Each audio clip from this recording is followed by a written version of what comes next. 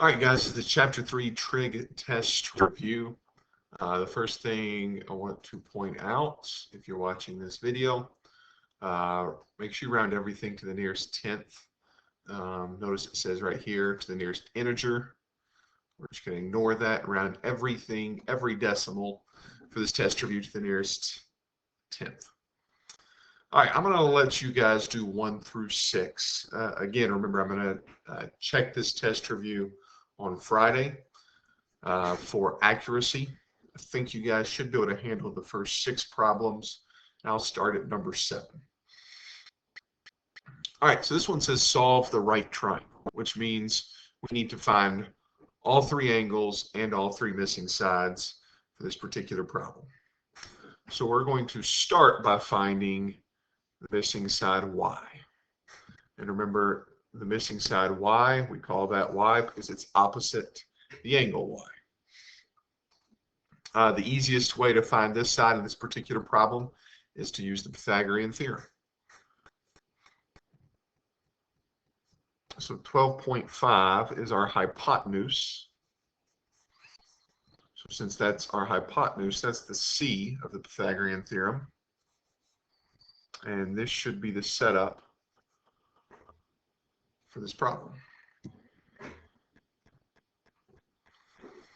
Again, I wouldn't round 12.5 square. I would not round that to 156.3. We only really want to round when we get our final answer.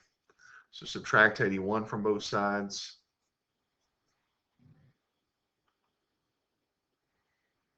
So we're going to get y squared equals 75.25. And then don't forget to take the square root of 75.25. And that gives us the length of our y value. And that comes out to be about 8.67, rounded to the nearest tenth would be 8.7.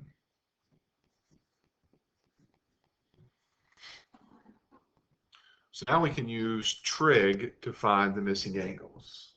Either find angle y or x. To start with, it doesn't really matter. I'm going to find angle y. So if I use angle y, I'll notice that 9 is the adjacent side, and 12.5 we've already identified as our hypotenuse. So for SOHCAHTOA, what you need to know for this upcoming test means we're going to use the cosine trig function.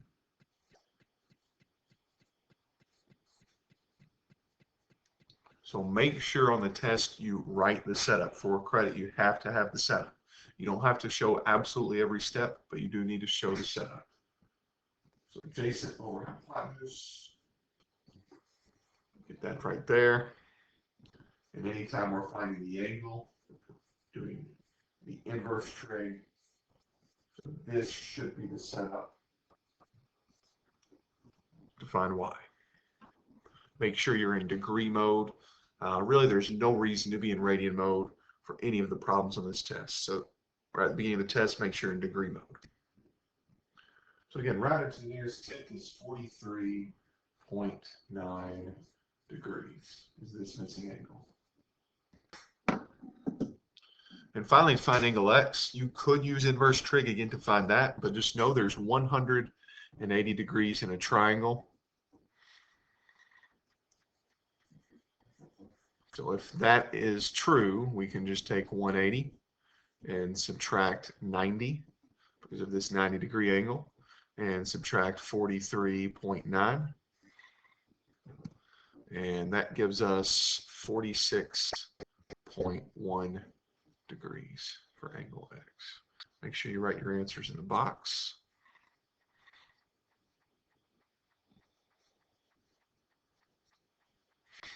So you'll have a couple of those on the test on Friday.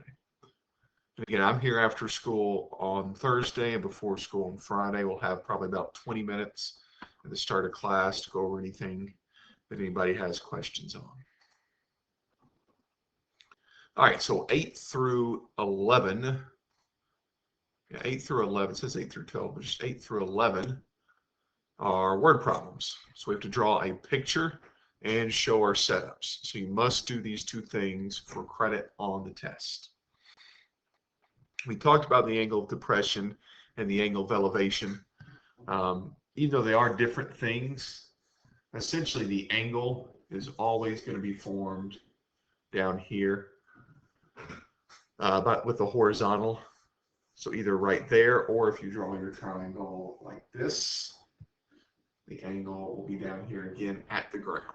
Whether it's depression or elevation, it's always going to be set up like that.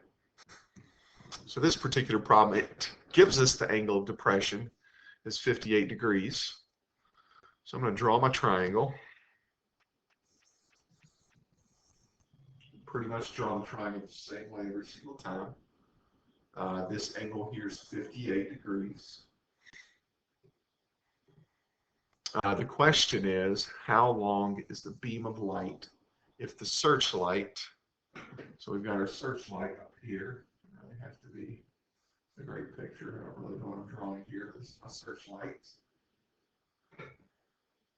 And this is the beam of light that's coming out of the searchlight. We want to know how long is the beam of light. So we're trying to find X. That's the beam of light. If the searchlight is 26 feet above. So this is the picture for this problem. Must have a picture. Again, doesn't have to be anything fancy, as you can see from my diagram. But the trig function we're going to use is the sine trig function, because 26 is the opposite side. The hypotenuse is what we're trying to find. So to set up, a lot of you are skipping this and trying to do it straight in the calculator, and that's where folks are making mistakes. So show the setup, and then we cross multiply. So 1 times 26 is 26. X times the sine of 58 is X times the sine of 58.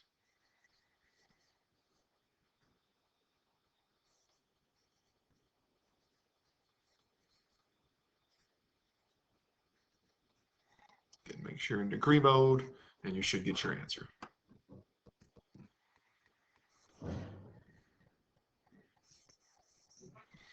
So there's your answer. 26 divided by the sine of 58 is 30.7 feet, rounded to the nearest tenth. And make sure you have your units for these problems as well.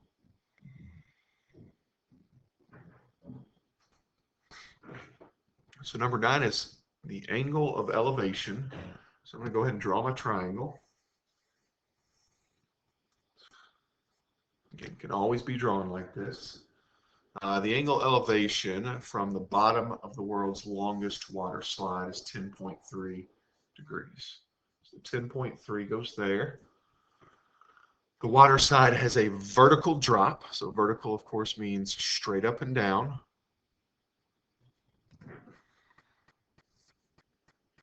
So the vertical drop is 240 feet. We want to actually find the length of the water slide. So the water slide, again, would be this. If you just think about it, you're up here, you're sliding down the water slide, and that's why this represents the length of the water slide. So pretty much the exact same setup as the last problem. Sine of 10.3 equals opposite over hypotenuse.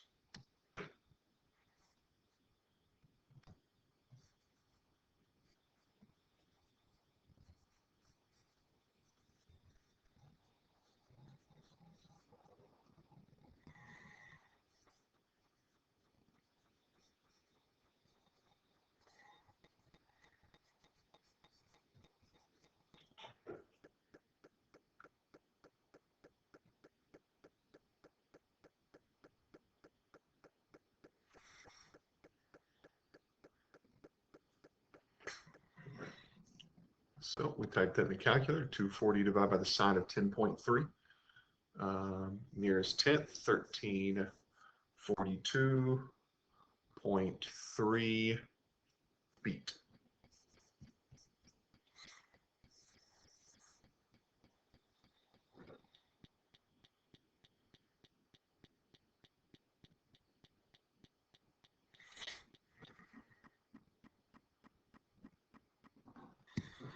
All right, number 10. So number 10, we have a death ray. It's being constructed. It's on the top of a tower. So we've got a tower up here, and there's a death ray. Again, I don't really know how to draw this. I'll just make it look like that. There's a death ray. It is shooting a beam down below. So that means the beam is right here, what it's shooting out, 16,500 feet long. The beam is on a tower. The tower itself is 2,678 feet tall. But again, this is the laser beam, and we are trying to find the angle in this problem. So this time, similar setup, except this time we're solving for the angle. So that means we'll have to use inverse trig here to solve number 10.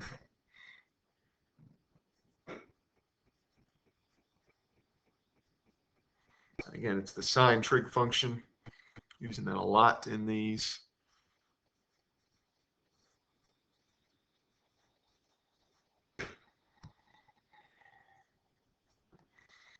Only time you do second sine or second whatever trig function is when you're finding the angle. So this is where we use inverse trig.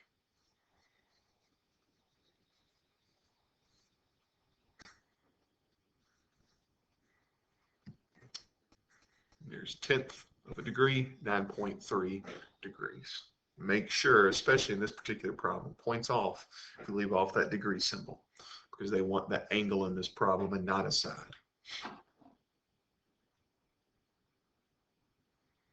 All right, last one of these word problems, the water fountain problem. So we've got a water fountain that is not in Manassas for some reason. So I'm going to draw them a triangle. So this says, so first off, I see an angle, it's 36.5. I'm going to immediately go and put that in this angle spot. So that means we're not finding an angle, we're finding a side. We're finding the height of the fountain. So that's the question. So that means x is going to go right there, because height is always your vertical distance. It tells us the angle to the top of the fountain, that is a 0.755 from the base. So yeah, the key word there is from the base of the fountain. So the distance that's 755 feet is this point here, that is from the base. So this point here is 755 feet from the base of the fountain. The base is the bottom of the water fountain. So that's how we know 755 goes down to the bottom. They like to use that word a lot when they're talking about the bottom side of the right triangle, is the word base. So that's the setup, which means we're finally going to use a different trig function. X is the opposite side, and 755 is the adjacent side. So that means we're doing tangent. So we take the tangent of 36.5 and set it equal to opposite over adjacent. So we put this over 1 and cross multiply. 1 times x is just x. 755 times the tangent of 36.5. So this is just a one-step problem. We don't have to divide.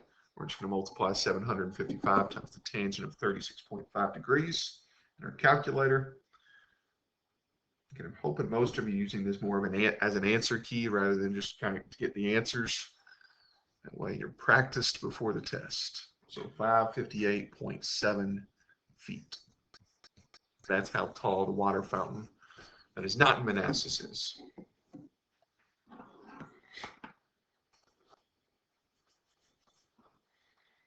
All right, so now on to the proofs. Let's start with 12 through 14. The big thing, pay attention to the directions.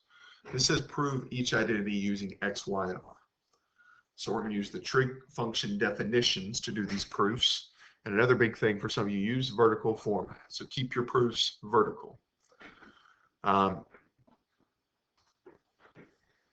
if you don't have these 6 trig function definitions memorized, Go ahead and copy them down real quick. I'm going to delete this here in just a few seconds. Pause it, copy these down. We're going to use these for these short proofs. So by this time, hopefully you know sine is y over r. In this case, it's sine squared, so it's y squared over r squared. Cosine squared is x squared over r squared.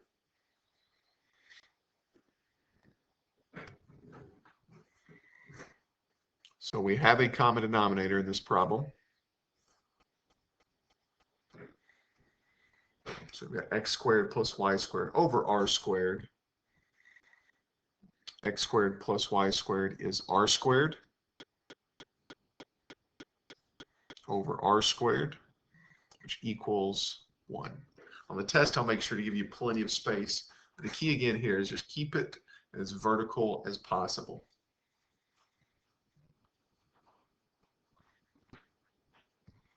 Number 13. So again, we just want to affect one side of this function or this equation. And we are going to affect the left side. Tangent is y squared. Tangent squared is y squared over x squared. In this case, we need to get a common denominator.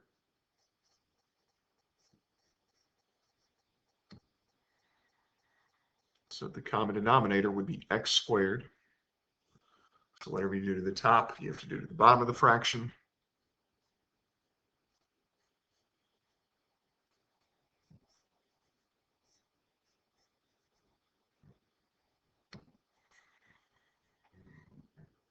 So we have x squared plus y squared, which is equivalent to r squared, over the common denominator, which was x squared.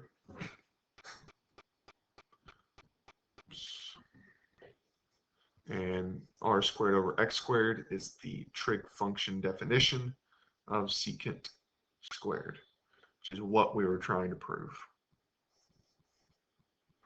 In this case, they used beta.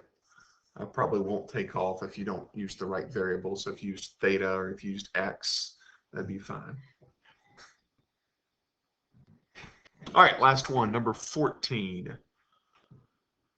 So 14 again, you typically want to go for more complicated side. So cosine is x over r. We're going to divide it by sine, which is y over r. We've done all three of these enough, hopefully just all half for some of you. So you're going to multiply x over r by the reciprocal of y over r. R's cancel. X over y, which is the definition of cotangent.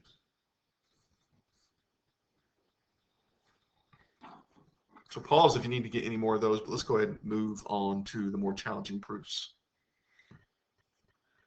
I'm actually going to stop here because the video will cut me off here in a few minutes. So there is a separate video for the last section of this test. So for 15 through 22, watch the other video to get the answers, and we'll turn this in on Friday.